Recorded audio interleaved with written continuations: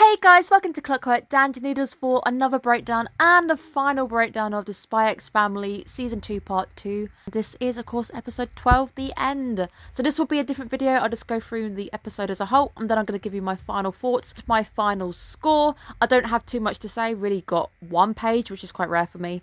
But we'll go through it, and I'll also wish everybody now a happy Christmas. I am recording this on Christmas Eve. On Christmas Eve, but you guys are most likely to see it on Christmas Eve. If I don't see you beforehand, make sure you have a good one and look after yourselves. For Christmas Day, you're actually going to have my Christmas video for Iona with my VA. You're going to have her jumping around doing some cool things. And then you're also going to have a Zom 100 breakdown too, because for 3 days in a row we're going to have Zom 100 on the channel just to finish what we started before we go into a new year. But thank you guys so much for really tuning in and supporting the channel as a whole. I really couldn't have done it without you guys. We have hit 800. I haven't made a big post yet just because I always like to allow it to get to about 8.5 just so I can be sure that we've definitely hit 800 and people aren't going to back out. But thank you guys so much for supporting the channel. It means a lot. Let's get on with the final episode. I was surprised to see that the main part of this episode really was just Bond and Lloyd, which I think is really nice because Bond didn't really get much of an episode or much screen time this season because he was left behind for the vacation and he was there, but he really wasn't the main player.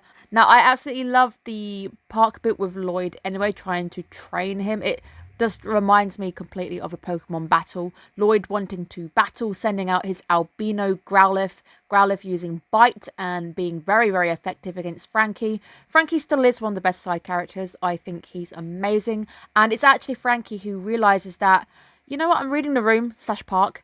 And I think Bond, you know, he's had a whole life of experiments and it's trauma for him. He's already done all this training and we're making him do more training. And I guess he doesn't really get a break unless he's being walked by maybe Anya. I can't imagine Anya would want to go on too many walks with him because it's the whole kids do eventually lose the interest in doing everything with a pet. They enjoy having the pet around, but I've seen it enough with my own line of work where the novelty wears off. I guess the best way of saying it is the novelty occasionally wears off, and Anya is, of course, engrossed in her new hobby, which seems to be origami.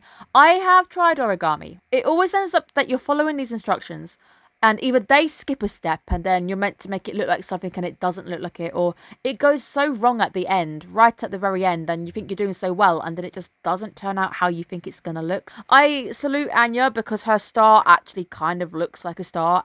It's better than anything I've been able to do. I used to be able to make cranes, but I can't remember how to make a crane because it's been such a long time. Now, I do think it really must suck to have precognition, but it did make me start wondering because Bond initially sees the kid spilling the ice cream, but what is to say that the reason why he's seeing the kid spilling ice cream is because he was always meant to bump into the kid. He's the reason why the kid spilled the ice cream in the first place. So it really must suck because you're going to be bombarded with all of these visions, not knowing what's actually going to be happening when and where.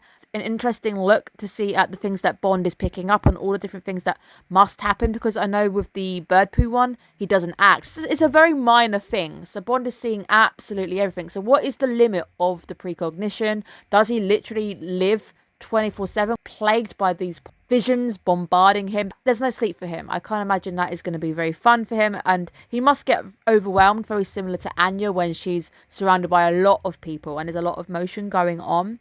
But it is sad to see that everybody sees Bond as a beast or a bear because of his size. I've seen it as well. People don't like big dogs because they think they're scary, but a lot of the time, you know, they can't help their size. They are equally or even more as cuddly as you think. Today at work, I ended up being accosted by a beautiful golden retriever. He just wanted to put his hands on my shoulders and chill. He wanted a hug. He was great. He didn't attack me. He was just wanting to put his hands up and just have a cuddle, which I thought was absolutely adorable. It made my day because it's been a very long week. Obviously, it's the most busiest season for my job.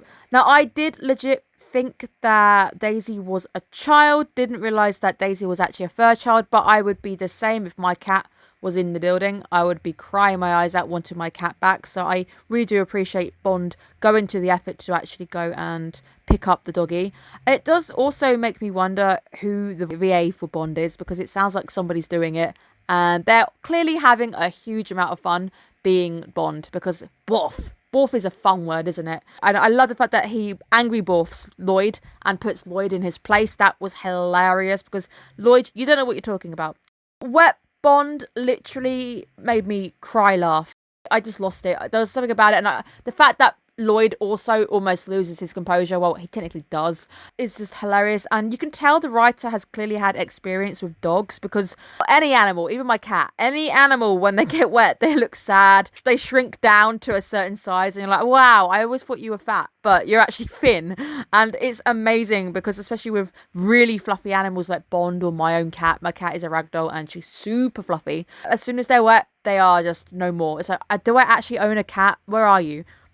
But honestly, best part. And for some reason, when he got wet, I suddenly thought of the headmaster, the elegant headmaster. I was like, you look really similar, because he's kind of got a bit of a moustache going on. Don't know if it's the same VA. That would be really cool. But I can just imagine that the artist just has a style of drawing, and that's just how the dog looks. Honestly, best thing all season. Absolutely hilarious seeing that dog suddenly go wet, and then he's walking around and everyone's complaining how skinny he is. That's funny. That also might be a bit of a dark note on how we judge people by size as well.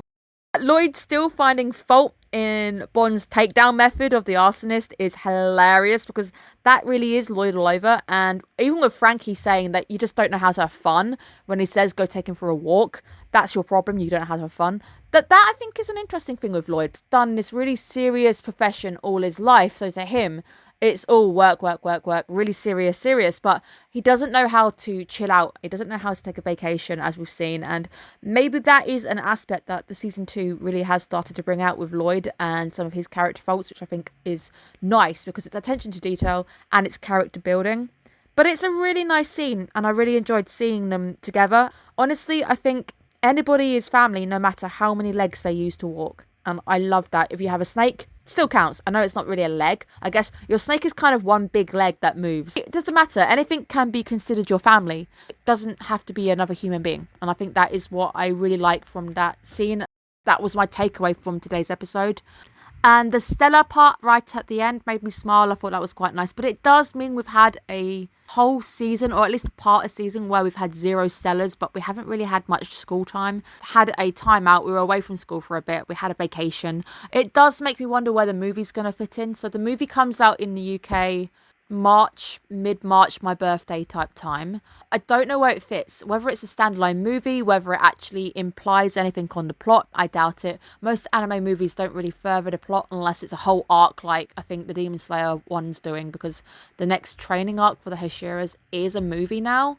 I don't think that the movie for Spy X is actually going to further a plot, but I will go check it out in March, and maybe I'll do a quick review with Iona or something and we'll talk about it. That'll be fun. Season as a whole, I think I've said it a few times, it was very episodic. We didn't really have a flowing plot until it got to the arc with the boat, which I loved the boat arc. I thought the boat arc was great, but I almost wanted another arc on top too, just to have a bit more to cover. Spy X Family all over. I did enjoy it. The comedy's there, the art is there, the building on the characters is nice, but it wasn't my greatest part. And there's loads of bits I love about it, but it's not the strongest for me. I am giving it an 8, just because I think it's solid. Better than what I think I gave Ancient Magus Bride, so I had to adjust a little bit with that. I have no fault with the season as a whole. I thought it was enjoyable, but I do feel like it was a bit more OVA-ish. It was a bit more, I hope today's episode's focusing on this little bit, and then we're going to focus on that little bit. I appreciate the fact that they're all interlinked and the little bits that you get have got a running theme, but it didn't feel like we had a story properly flowing or anything until we got to the cruise ship arc. Cruise ship arc was over in, 3 episodes? Had great fun with it. I can't wait to see what they do with the show. Obviously, we've got a movie coming out. Whether we'll get news next year about season 3, that would be fun. I don't know where we're going next, but very excited to continue the walk through the Spy X Family universe. I love Lloyd. I love Frankie. There's a lot of characters in the show. I don't really hate anyone in particular. I do like a lot of them. I think they're awesome. Becky with the Yorkshire Terrier. It's really weird because obviously my name is Becca, but my parents will call me Becky. I hate being called Becky though. Don't do it, guys. Not in the comments. I actually grew up with a Yorkshire Terrier. So I'm like seeing myself in Becky and I'm fangirling over Lloyd. It's really hard to say, yeah, no, Becky isn't me. It kind of is. It does look quite a bit like me if you weigh all those bits and pieces up. But thank you guys so much. I really hope you've enjoyed my breakdowns. Thank you so much for tuning in every week. It really makes it fun, and it's nice to know that somebody out there is listening to my interesting rants or my ramblings. Thank you so much. I hope you have a great Christmas and a happy new year. Be sure to check out the end of season review that's coming out in about a week now, and I'll crown my top 3 animes, and we'll go through some fun awards because I think Spy X has got a few awards I want to mention. And then check out my Anime of the Year award at the end of the year, and then we'll go into a whole new season. So check out the winter overview, see what I'm breaking down, and let me know when I'm going to see you again. Have a great day, guys, and bye bye.